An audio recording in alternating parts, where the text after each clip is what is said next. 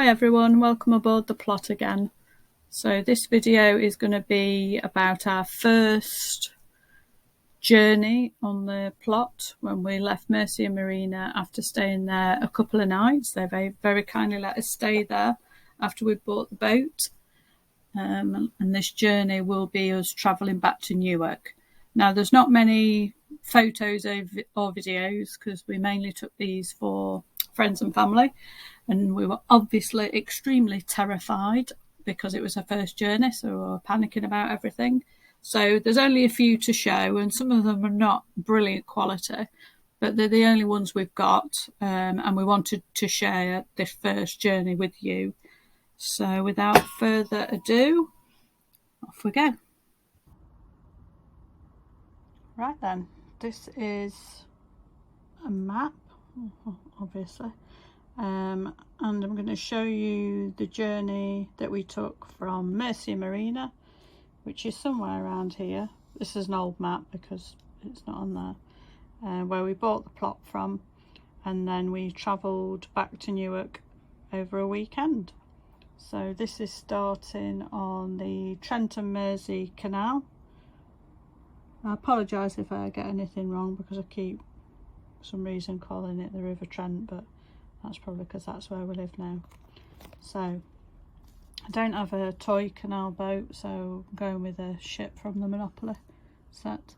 So here we go. So we started off here, and the first lock we came to was Stenson, which I think I've got a little picture to show you. So very scary. There was lots of gongoozlers watching us. There you go, look, made a note on there, big locks, scary. So we went all the way down here, edge of Derby where we used to live, through Swarkston Junction, all the way down here, through Western Lock, Aston Lock, still on the Trent and Mersey Canal at this point. And then on the Friday we moored at Shardlow, just outside Shardlow. It had absolutely nothing to do with meeting our friend and going to the pub, but it just seemed a really nice place to stop, because as I said in the first video, it's quite terrifying taking your maiden voyage out and worrying about everything. So we stopped here for the night, had some food, had a couple of drinks, and an early night because we were shattered. And then on the Saturday we carried on through and down there, through past Mercia Marina. Let me just turn the map over. Which way are we? And where are we? Move up a little bit. So onto here, all the way down there through Sorley Locks, Trent Lock. All of these are really massive. Cranfleet Cut there and the Cranfleet Lock. All the way, and on this part we're on the River Trent Lock, so that's huge on there. Some of the stretchers on there, and you have to be really careful about avoiding sort of the islands and things like that as you go through, where it can get a little bit scary. So, but lovely area around here with the nature reserve. And then through there in the marina. Don't go down there because that would be very bad. Do not go near ways. Through the lock. I'm sure at Beeston Lock you only, feels like you only go like water level changes a few inches, but anyway. Through there, through the Beeston Canal, Beeston Cut, that says on the map, and then into Nottingham.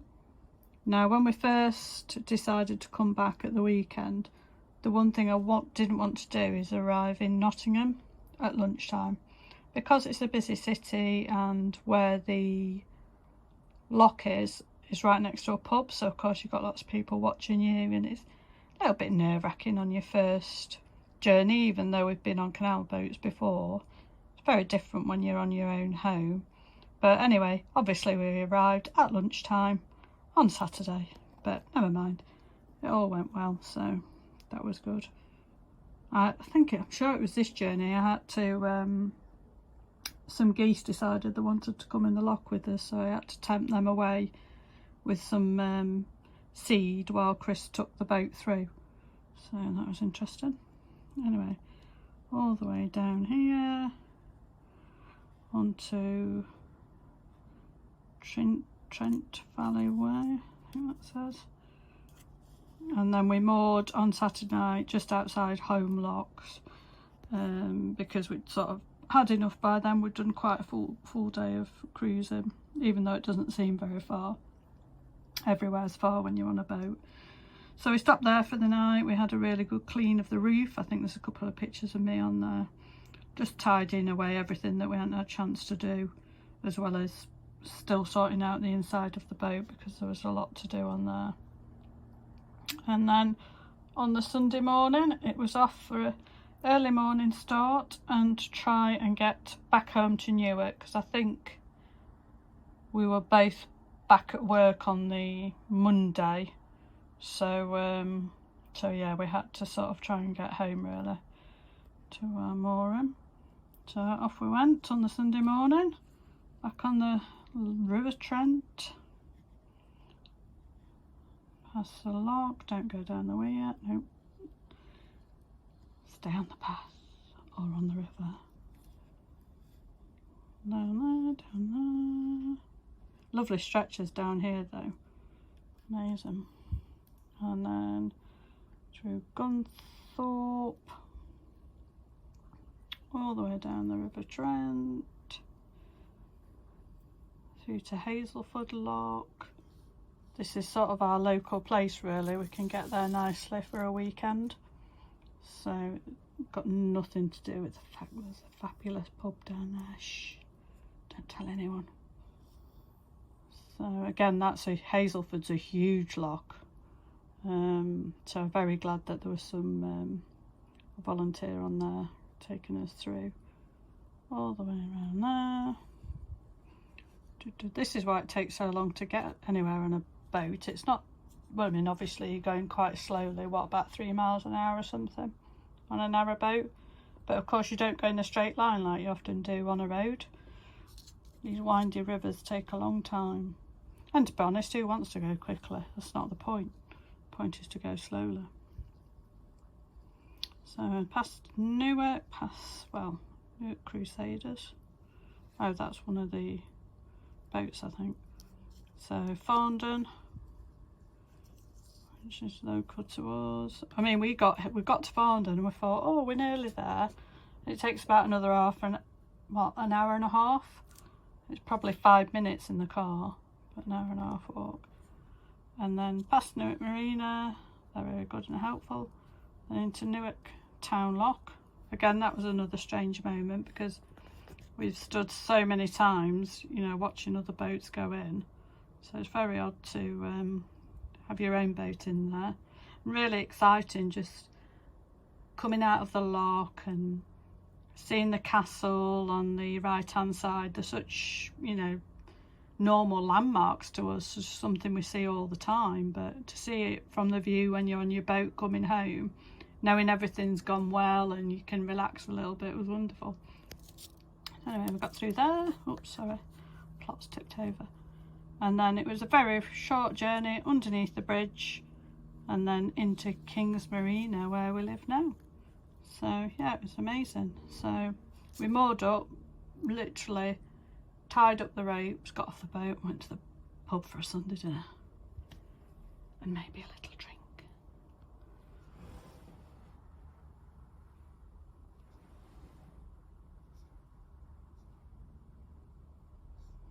I don't know what's going on with my phone. I keep pressing the stop button, it won't do it. Right, here we go.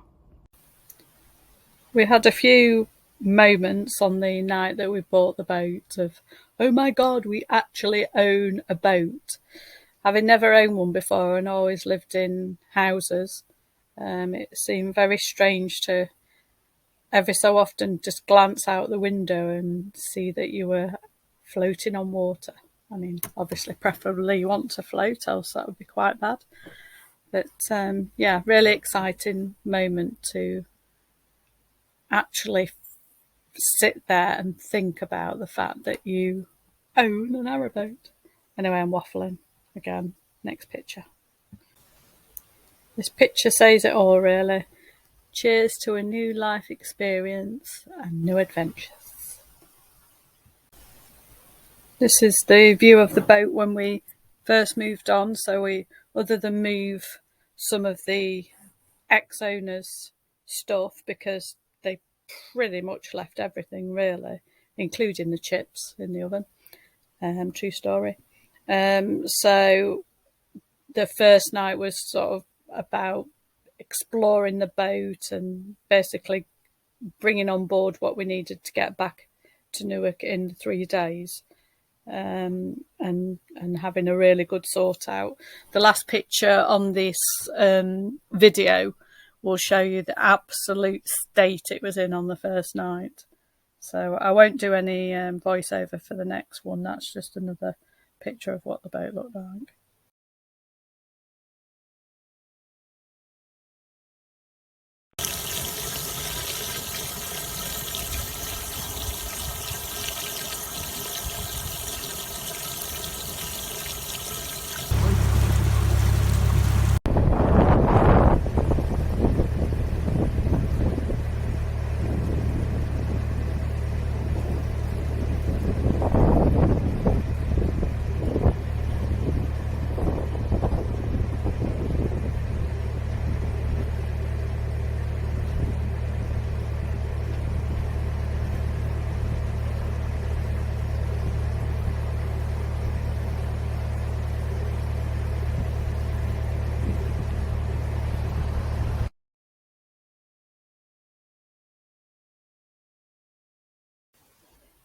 Normally do these voiceovers in one take, but I had to delete the last one because it was absolute rubbish and I was waffling even more than I normally do.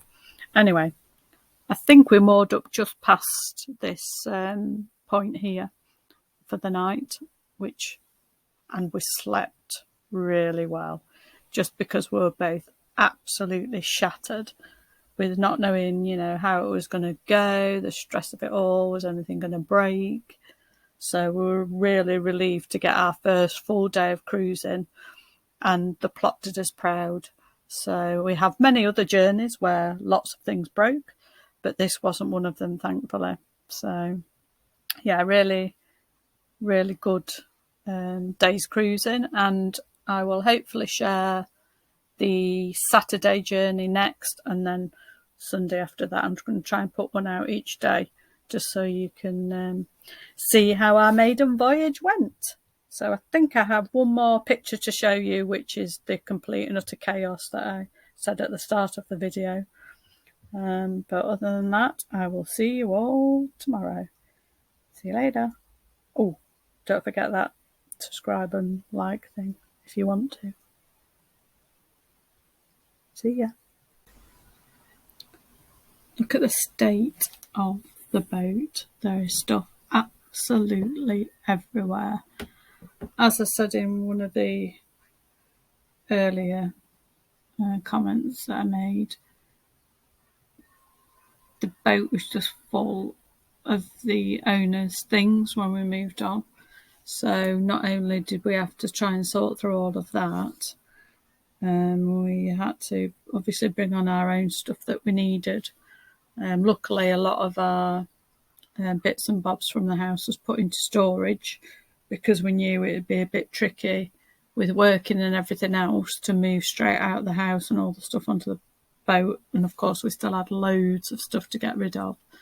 So yeah, it was a bit of a tricky time, but we got there. So there wasn't many photos and videos to share, like I said, on today's journey.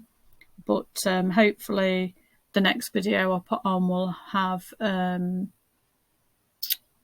rest of the photos and videos from the Saturday and Sunday.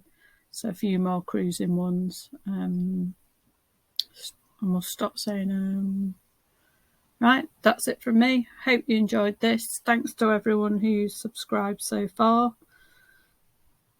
to join us on this mad journey on a narrowboat. See you later.